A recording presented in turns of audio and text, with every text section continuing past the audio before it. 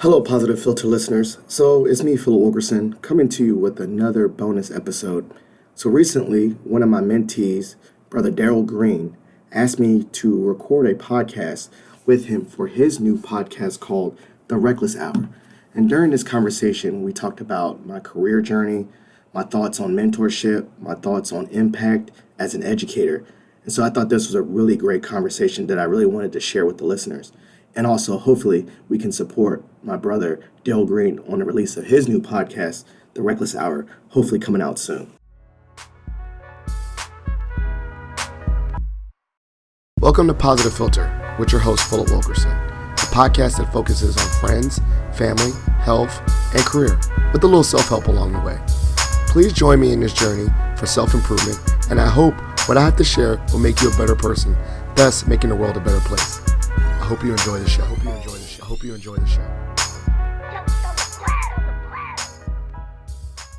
Go. We're recording. All right. Good afternoon, everybody, and welcome to the Reckless Hour podcast with DJ Darrell. And today we have a very special guest. I'll let you introduce yourself by the name of Phil Wilkerson. Yes. Good. Thank you, DJ, for having me on the podcast. My name is Philip Wilkerson. I work at George Mason University. I am an employer engagement consultant at George Mason Career Services. I'm also a Mason alum myself, and I'm a member of the oldest and coldest fraternity. That's how I know the host of this podcast, Alpha Phi Alpha Fraternity Incorporated. But I'm happy to have this discussion today. Thank you. I guess to start off, how did we end up meeting? I can't remember. It was I think last year in the springtime. Yeah. So DJ, you say DJ or DG?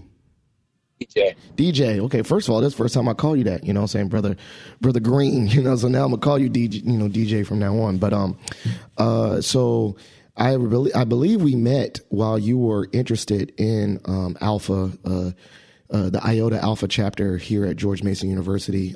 You expressed interest, and I think someone connected us. I think it was Brother Donald or Tyreek, either one of your prophytes, as they say, one of your older brothers in the fraternity, introduced us. And then you came to my office, and I just asked you about your interest in Alpha, and you shared a little bit about your background, and then I believe you went through the process and actually crossed that year. Last spring, you crossed with you and Josh. But I think our first conversation, honestly, was in person when you came to visit me in my office at Career Services. Yeah, I remember. That was spring of 22. Yes. And then we talked, like you said, in the office in person. That was the first time I ever really met somebody outside of the chapter. And honestly, didn't even know you had worked on campus at first. Yeah. It was a mix-up at the time because I remember they said talk to Phil. So I'm assuming it was Phil Wilkerson that you needed to sign off on the document or something, but it's actually Phil McDaniel, the yes. So it was a miscommunication, but it ended up working out. As you see, we're here now. But I'm a year in at this point. Is it 5 or 6 years? 6 years. I just celebrated my Alphaversary about a week ago. November 5th, I believe. So I crossed alumni chapter, Theta Rho Lambda, which is in Arlington and Alexandria. So for those that are listening to this podcast, if you're interested in Black fraternities or Black Greek life, you can pursue Alpha both as an undergrad like DJ did, but also you can do it in the community.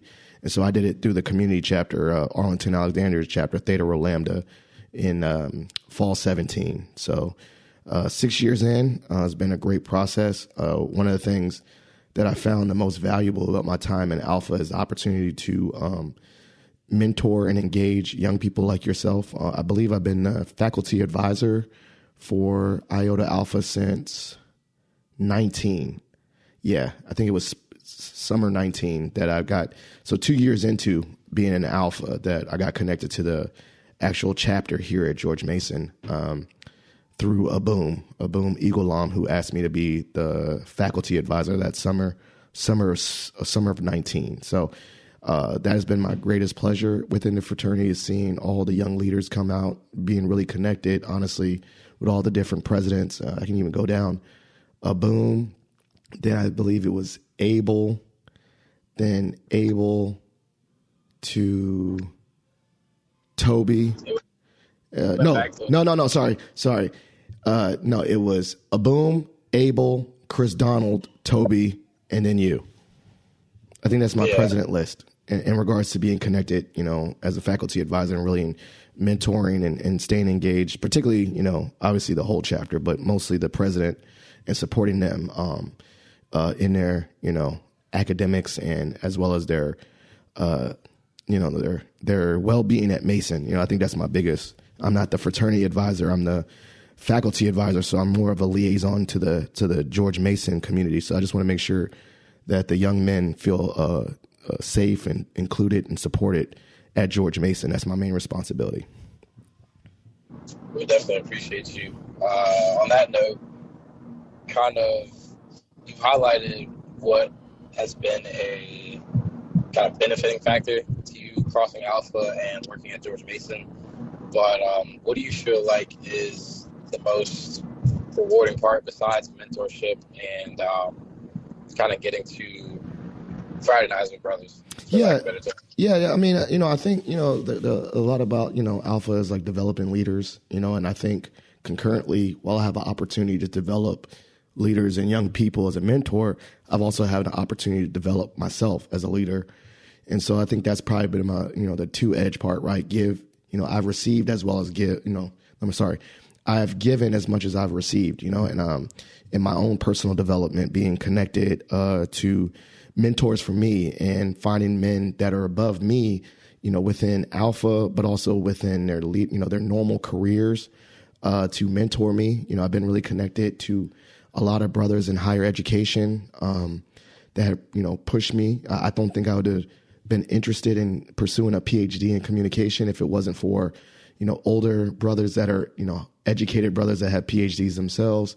So I think one of the best benefit, is kind of that give and you receive, is that the opportunities to mentor others. I've been mentored and guided, and I think that's been like the biggest value add for my membership, is that when I joined in 17, I was navigating my own career. I've already was working in higher ed for about 5 years or so. For about 5 years alone. But Alpha didn't make me a better person. It just enhanced who I was already, and enhanced me in a sense that I was able to really hone the pre-existing, skills that I had in communication and leadership and public speaking, and through the opportunities to do that through actual roles and leadership roles within my chapter or at large in Virginia, VACAPAF. I think that's been the greatest value add, is it's actually helped me grow into my leadership as well as be able to support the leadership journeys of young people too. So it's kind of like I'm in the middle. I feel like I'm still learning and growing myself. I haven't got to where it is or got to the final destination of my career or being accomplished and all that. But it's so interesting that like while I'm pursuing my journey, I'm able to, give back and help those, that are not say underneath me, but, those coming up after me. So I think that's the best blessing for the fraternity for me, just feeling connected to that, feeling connected to other leaders and being able to learn myself and inspire those. So it's kind of like, I'm in the middle of that, and I really appreciate that. Definitely sounds like good benefits to joining and crossing. I kind of want to highlight, you mentioned being in higher education. Dive into that a little bit. What's been kind of the highs, the lows, some of the good trade-offs, some things that you would like to kind of refine, or things that you see that need work? Oh, yeah, that's a good question. I think my whole career has been in higher ed, and if you speak to anyone that works in higher ed, most people don't actually like dream or think about that's what they want to go, right? You kind of fall into it. So it's a very accidental career, right? Like a lot of people that you talk to were working, going back to school, and then they go to grad school. And then while in grad school, they get involved on campus, and then they stay, right? And so that's kind of how my journey started, right? I went to George Mason myself to get a counseling degree. And then while I was getting my counseling degree, we had to do a mandatory internship. And I, coincidentally did my internship at Career Services where I work now. And so my last year of my grad school program, I had a full year internship at Career Services and graduated in 2012. And that was where the light bulb went off. Like, I like working on a college campus. I like working and helping people. And that was just kind of where I wanted to stay. And I think the greatest benefits of working on a college campus is that you're just in an environment of learning. You can continue to learn yourself. You can go back to school yourself. You can get developed, and if you're one of those people that are lifelong learners, I think there's no other space to be a lifelong learner than working at a college, right? Like it's an educational space. I think some of the drawbacks to higher ed, though, is that it's not lucrative. I'll tell you that right now. We don't get paid a lot. And I think if you go around the survey of people at Mason, they even took a Gallup survey. They said that they love their job. They feel involved. They feel included. They feel passionate about what they do, but they feel like they can get paid more, right? Like educators don't get paid a lot. I think that's one. And two, I think somewhat in higher ed, the trajectory for leadership or the pathway to grow or elevate in titles is not as open or as structured as other places. So like, for instance, if you're in the military and you do well, there's an expectation that you're just going to get promoted, right? Like there's a ladder. You do well, you get, you go E6, they have a grade, right? A pay, like E5, E6, E7. And there's an automatic structure in there that like, if you do well, you're going to get promoted. But there's no like direct pipeline like that in higher ed, right? Like if someone's the director of an office, then they're going to be the director, and then the people underneath them are just going to be underneath them, right? There's no, straight trajectory for leadership as much in education as there is in other sectors, right? So I know some people, whether it's myself and others, sometimes feel stuck, right? They love what they do. They love what they do, but the ladder to grow is not as defined as other industries, as well as not the pay, right? Like there's no automatic, like if you do well, you're going to get paid more each year, and so I feel like that's a lot of struggles. A lot of people during the Great Resignation were like, I'm going to go to another sector. And we saw a lot of higher ed professionals leaving, higher ed period, and just mass droves, like I could think of so many colleagues that have left. And so that's just kind of the pros and cons of higher ed. Now for me, I weighed my options, and, for me, we can make it work financially. I'm very happy, and I think that my well-being in regards to feeling included on campus and feeling like I have belonging, I feel like I know what I'm doing at my work, that's enough to sustain me. And so I'm very happy, but I know that sometimes there's that like, man, I wish I could make, $10,000 more dollars or $20,000 more dollars just for these bills and the cost of living in the Northern Virginia area. So I think that's the pros and cons of working in higher ed for sure.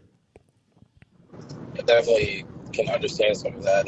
Even on kind of secondary school with high school and everything, I know pay was a significant issue, but also a few of my favorite teachers kind of started to become a little bit more, not apathetic, but a little bit more burned out. Yeah, burnout. Yeah. The student engagement had dropped significantly. And I remember one teacher from my high school in Richmond, as soon as I graduated and went to college, she was like, it's not the same trying to teach and coach the kids now because they're not as receptive. They don't want to do things. And I remember that was one of the only teachers that ever called me dumb and then me kind of get my act together. And it happened because I was doing well in the class, did my homework and everything for X amount of months. And I just got to a point where I stopped caring. And it was probably like a couple days consecutively, I didn't do my homework. And she was like, stop being dumb and do your homework. And I was like, she just called me dumb. And it took a minute to realize, like, she wasn't doing that as an insult. She was saying, you're kind of performing less than you've been performing. Pick it up. And it inspired me. And it's a relationship that's cultivated. I go back and visit periodically when I'm in Richmond. So it's definitely nice to have people in secondary school and higher education like yourself, like that teacher in particular. If she hears this, she'll know who she is. But it's nice to have people like you all that genuinely do care and put everything beside themselves and kind of realize that I have other people's lives to touch, other people's lives to influence and teach. And we definitely appreciate all the effort you guys give. Along the lines of kind of like coaching and teaching, we also know that you're a father of 2 as well. Tell us what that's like. I know fatherhood is not an easy trope. So No. I mean, well, shout out to that teacher. And I think that's, if you ask educators too, like I think, like I said, for the pay or burnout, I think that hearing stories like that, that's like juice, right? Like, I bet, if she hears this or whoever that teacher is, that's going to give her like one more year of teaching, right? Like, in a sense that's the fuel that you need, right? Like I do feel validated and encouraged to keep going through my relationships with students. When people pop up on me years later, say, Philip, you helped me, all those things, those are really good driving factors that keep me going. And so like, I think it's really what it comes down to is like what gives you purpose and what makes you feel fulfilled. And sometimes it's not, for some people, it's not money. It's like, all I need to get juiced up is just hearing that I help people and I have a direct impact, and I can use that juice to fuel me on days when I feel like this is not worth it or I'm tired or whatever. But in a sense, to boys, having 2 boys, I mean, I think, I'd say fatherhood is the hardest job ever. Also most rewarding. And that sounds cliche, but it's very true. The cliche part about it or fatherhood is like that you feel like as a father, I have in my life 2 people that are like directly related to me forever. It's kind of a funny joke. Not a joke, but like I can say this, right? Like, if I got a tattoo of my wife and she left me, right? That title of my wife, that's gone, right? She's not my wife no more. But technically, even if I was a deadbeat dad or not involved or, just not around, no matter what, I'm always going to be those boys' father, right? By DNA. Like we are connected. We are bonded forever. You know what I'm saying? And so I say that with a sense of saying like, now I have a direct connection to another generation. All those things of aspect of mentoring and developing leaders. I have that opportunity in my own home to do that. I have something that, I think the greatest aspect of being a father is that you have an opportunity to, grow your legacy. And not in a narcissistic way, but like in a way like no matter what, I have 2 human beings that are going to go out the world that are always connected to me, for good or worse. And, they can do things better than me. And that's really inspiring too. Like I look at my sons and I'm like, wow, they're way more handsome than me. They're way more gifted, than I ever was. It's like they feel like they get the worst and the best of me, right? Like they, all my traits are magnified. All my positive traits are magnified through them. All my flaws are magnified through them as well. But for me, I can see my boys and like sometimes close my eyes and picture an imaginary future for them. And it makes me very inspired. Like they have all the things I want to do, they can do. All the things I wish I could have done, they can do. And that's really inspiring, like whether it's athletics or math or school. I mean, they're just so talented, but on the opposite end, it's like, it's legit. Like it's hard, like you're no longer just yourself, right? You are responsible for 2 human beings forever, right? You can't just pick up and go on trips, or you just can't, go out like you want to, or do things. Like you are responsible for human beings. And that's a big responsibility, that for those that want to be involved and engaged, you take very seriously, right? You're also, while you're inspired and think about how those kids are going to grow up, you're always worried about them. You know, no matter what, you're always going to be worried if they're okay or if they're safe or they're you know, doing the right things. You know, and I think particularly for me, you know, while my sons are biracial, I'll say right now I consider them black boys, right? And so like I'm always worried about how the world's gonna, you know, perceive them, or are they gonna be safe, or are they gonna be given equal access to things and all the things that, you know, come along with being black in America. Those are things I worry about even more. I worried about it more when I was a father than I was when I was by myself. You know, like I worry about like their safety and their inclusion and all that stuff. So it's like it's a very, very rewarding experience to be a father. It's probably one of my most rewarding experiences, but it's also probably one of the most challenging experiences. It's not easy, you know. It's not for the faint of heart. And I've always said this to people, you know, there's a difference between being a daddy and a father, and in the sense that, you know, you like you said, you can have children with anyone and be a daddy, but to really be involved and ingrained in their life and make sure that they turn out as good men, that's a father. And, you know, positively for me, I have a great father right now. Well, have my father right now was a great example of a man for me, my dad. And then my father-in-law, he was a great example of a man from me, for my you know, how I saw how he raised his daughters and stuff. So I have good examples all around me that give me, you know, hope and motivation to be, you know, half as good as them. But it is very challenging, and there's a lot of times where I feel like I'm, you know, similar to feeling good about yourself is also a mirror. Like it does magnify, like if you're, you know, not feeling good about yourself, are you doing the right things? Are you teaching them the right things? Are they going to turn out okay? Are they going to, you know, be good young men when they grow up? Are they going to be ready for the world, you know, when they go to college and stuff like that? Those are random thoughts that I think a lot of dads have, you know, in their mind. Like, are they doing the right things? And I think a lot of dads can, you know, who are listening to this could understand that those random thoughts that you have about them being okay. I think that's, you know, I ain't gonna lie though, moms worry way worse though. I think moms worry about like everything. Dads be worried about like big macro things. Moms be worried about like legit day to day. So shout out to the moms out there too. But, you know, that's fatherhood in a nutshell. I get that. Like, I'm not even a father yet, and I still kind of think about some of those things. Number one, the biggest thing that you said that I relate with is the reflection piece. Like, sometimes I forget to eat now, and I'm like, I can't do that if I have kids. Like, if I forget to eat, that'll mean it'll trickle down to them, which means they won't get food, and it's like your sole job as a parent / father is to provide. So it's like, if I can't provide for myself, how can I provide for my kids? But then also just the fact of like, there's some traits that I might not want to pass down, and I'm, I guess, kind of worried, like, oh crap, that might get like genetically or physically passed down. And stuff that I'm trying to like harp out now.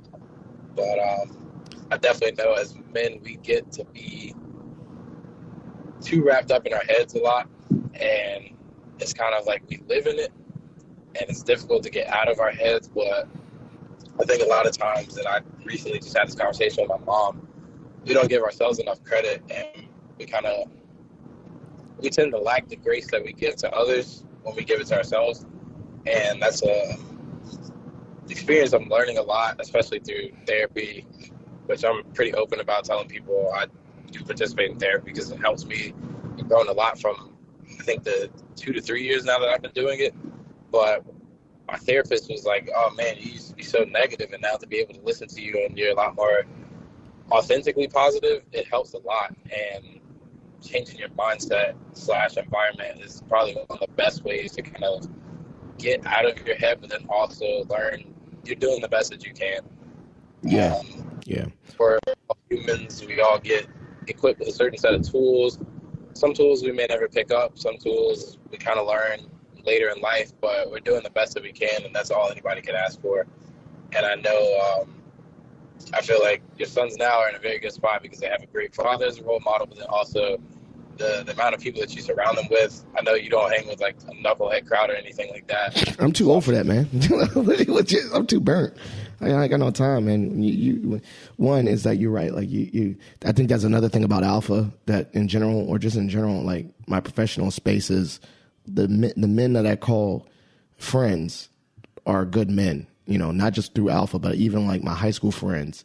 You know, I can give, you know, it's, you know, peer to peer pressure. Like all my good friends are good fathers. I literally can go down the list and say, yo, they're doing it right. Like, if I had some guys that are in my circle that were deadbeat dads, you know what I'm saying? Like, we would get on them, right? We were like, yo, bro, that's not how you get it together. You know, even friends of mine that have divorces and stuff, and they go through divorce, they're still involved in their children. That's a literally number one role in their life. They're like, I want to be a good father.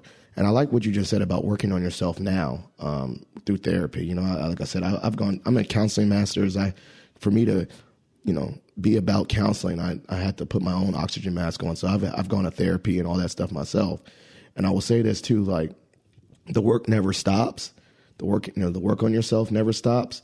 But additionally, I'll tell you right now, you have to work on yourself now because the work on yourself is harder when you become a dad. I'm telling you that right now. I told someone the other day that being a father magnifies your positive, but it also exacerbates your negative. So if you're already insecure about, you know, like, I'm not good enough. Well, if you're a dad, it's going to be that voice is louder. If I don't, you know, I'm not successful or something like that. I don't know.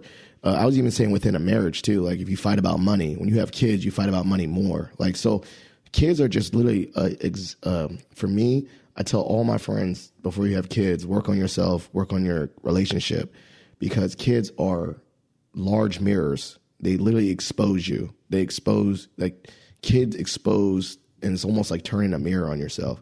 And I've learned that through fatherhood, right? I think it's made me a better man because I had to, through being a father, I had to face the things that I were, you know, not confident about or insecure about. But also, you know, it did give me a jump start in my career. Like I was kind of floating, became a dad. I'm like, yo, I got to get more serious. And I like what you said too, like, and figuratively, like, I got to eat. Eat could be like, I got to get more money, right? Financially eat. Because if I don't financially eat, my kids don't financially eat. And so that same mindset, you know, food, whatever, like you have to take care of yourself, because now if you don't take care of yourself, then you have two young people, or me, in my case, you have two young people that rely on you. So how are they going to rely on you if you're not well? So kids exacerbate that. So I'm glad you're doing the work right now.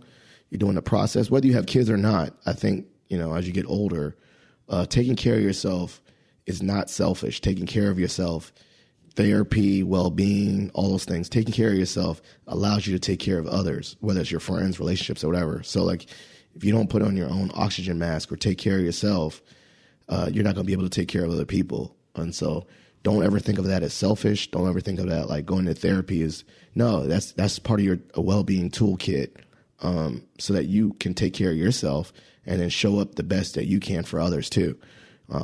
So keep on doing that good work for yourself. Definitely will. I'll kind of keep you updated how the journey goes.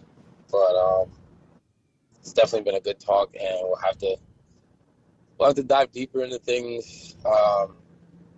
As I'm starting my podcast journey, you've definitely kind of been in the game for a while. So I look forward to a different branch of mentorship coming from you. But I guess, do you want to have any parting words, anything to let our listeners kind of marinate with before we come to a close here? Yeah, this is a great discussion, DJ. A few things. Well, one thing is I'm proud of you for starting this podcast and keep it up. One thing I always encourage people to do is don't have paralysis analysis. Don't, be paralyzed by perfection. If you have something that you want to start, like a book or a podcast or anything, just get started. That's step one. Because you can keep on giving excuses that you're not ready to start. No one's ever ready to start anything. So just get to it. Don't wait to create. I coined that a lot. Like, don't wait to create. Get out there and start making it happen, and use the resources you can. If you want to write a book, but you don't have, a publishing company, write a book and post it on Amazon or something like that. If you want to start a podcast and you don't have all the fancy equipment, use your cell phone. You know what I'm saying? Like whatever, find a way to create and get started regardless of where you are. So that's number one. And number two is, as I think that kind of ties into this, I'll just reiterate again, right? If you want to develop leaders and you want to mentor other people, then do the same things for yourself. So if you want to mentor others, find a mentor for you. If you want to enhance the leadership skills of others, enhance your own leadership, right? You have to concurrently do the things. If you want to be a teacher or educator, make sure that you're a lifelong learner and educating yourself. So everything that you want to give to others, you have to make sure that you give to yourself, because you can't give from an empty cup. You can't give knowledge if you're not seeking knowledge, right? Like I can't be wise and teach other people if I'm not pursuing wisdom and knowledge myself. So, for all those that are listening out there, think about the things that you want to do, like the impact that you want to have in the world, and think about how can I do the things that I want to do for the world, but I'm making sure that I'm doing it for myself, because I can't give to the world if I can't give to myself. So those are my parting words, and thank you so much for this opportunity to be on your podcast, and I'm excited to see where it goes. Appreciate it. Any advice later down the road that you have, I'm all ears and receptive to it. But that's all the time we have today. If you're listening, please give a round of applause to Brother Phil Wilkerson, one of the first few guests on the Reckless Hour podcast with DJ Darrell. Thank you all for listening, and we will see you next time. Excellent. Thank you. Thank you for listening to Positive Philter, a podcast that focuses on family, friends, career, with a little self-help along the way. If you enjoyed this podcast, please share it with your family and friends, and like the Facebook page, Spreading Positivity of Movement. Thanks for listening.